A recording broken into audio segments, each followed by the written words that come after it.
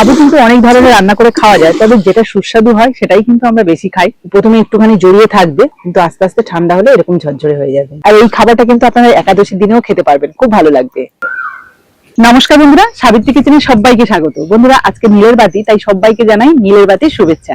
আর আজকের এই দিনটাতে কিন্তু আমাদের এখানে সবাই উপোস করে থাকে, আবার অনেকে কিন্তু নিরামিষ খান। মানে নিরামিষ বলতে ভাত ছাড়া কিন্তু যে কোনো খাবার খাওয়া যায়। তাই আজকে আমরা সাবু দিয়ে একটা দারুণ রেসিপি বানাবো, যেটা খেতে দারুণ সুস্বাদু লাগে এবং পেটটা বেশ অনেকক্ষণ ভরা থাকে। তো সেটা কিভাবে বানাচ্ছি আপনাদেরকে শেয়ার করবো। যদি ভালো লাগে প্লিজ একটা লাইক করে বন্ধুদের সাথে শেয়ার করবেন। সাবুর যে রেসিপিটা বানাবো তার জন্য কিন্তু মোটা দানা সাবুটা নিয়ে নিয়েছি। এটা একটা বড় গামলার মধ্যে নিচ্ছি। প্রায় 1.5 বাটির মতো সাবু নিয়ে নিলাম। এবার সাবুটাকে বেশ ভালো করে ধুয়ে নেব। এইভাবে কিন্তু চটকে চটকে ধুয়ে নিতে হবে।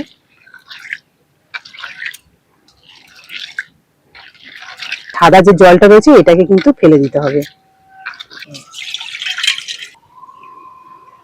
খুব ভালোভাবে ধুয়ে নিলাম। এবার এই সাবুটাকে ওই একই বাটির মাপে 1 বাটি দিয়ে দিচ্ছি জল।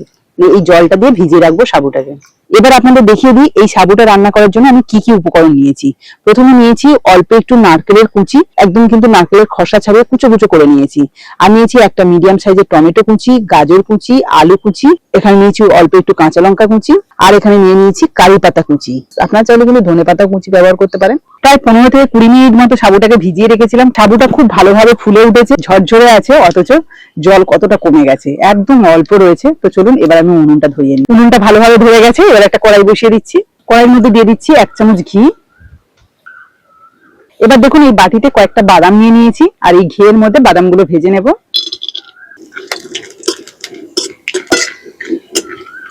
বাদামগুলো ভাজা হয়ে গেছে, এবার তুলে নিচ্ছি।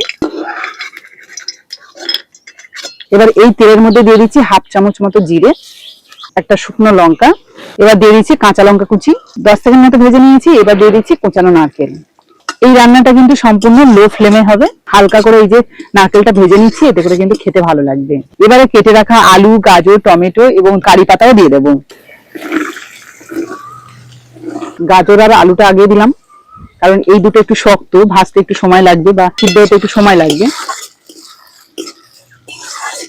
গাজর আর আলুটাও কিন্তু হালকা ভাজা হয়ে গেছে। এবার কারি পাতা আর টমেটো দিয়ে দিচ্ছি। টমেটো আর কারি পাতা দিয়ে জাস্ট একটুখানি নাড়াচাড়া করে নিলাম। আর কড়াইতে কারি পাতাটা দেওয়ার সঙ্গে সঙ্গে কিন্তু দারুণ একটা গন্ধ বেরোচ্ছে।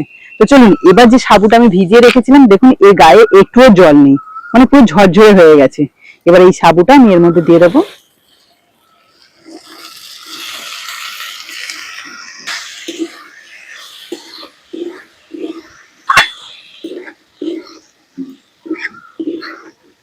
আচ্ছা, এবার আমি এর মধ্যে দিয়ে দেবো স্বাদ মতো নুন আর অল্প একটু গোলমরিচের গুঁড়ো।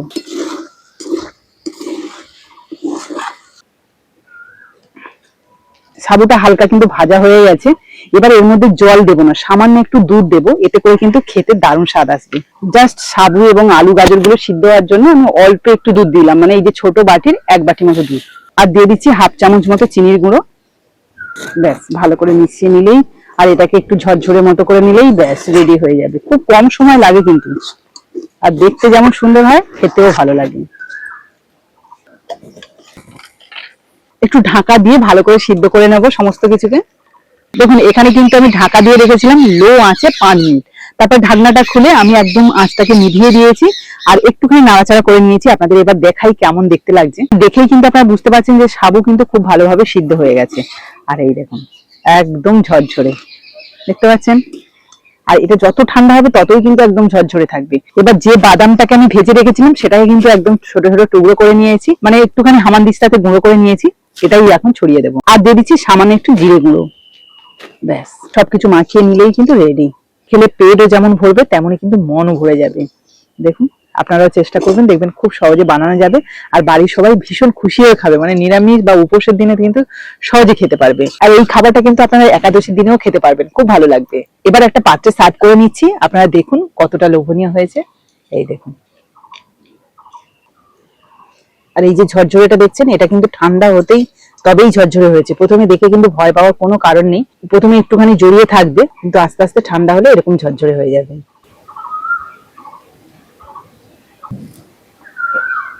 সাবু কিন্তু অনেক ধরনের রান্না করে খাওয়া যায়, তবে যেটা সুস্বাদু হয় সেটাই কিন্তু আমরা বেশি খাই। তবে আমার মনে হয় যে সাবু অনেক ধরনের রেসিপি থেকে এই রেসিপিটাও বেশ ভালো লাগে।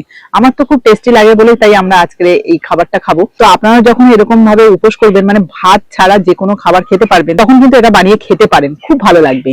তো আজকের এই রেসিপিটা যদি আপনাদের ভালো লাগে তাহলে প্লিজ একটা লাইক করে বন্ধুদের সাথে শেয়ার করবেন। যারা আমার নতুন বন্ধু আছেন তারা যদি ইউটিউব থেকে দেখে থাকেন তাহলে প্লিজ চ্যানেলটাকে সাবস্ক্রাইব করে রাখবেন, আর যারা ফেসবুক থেকে দেখছেন তারা ফেসবুক পেজটাকে ফলো করে দেবেন। তাহলে চলুন আজকের মতো বিদায় নিই, পরের দিন আসবো আবার একটা নতুন ভিডিও নিয়ে। ততক্ষণে ভালো থাকবেন, সুস্থ থাকবেন।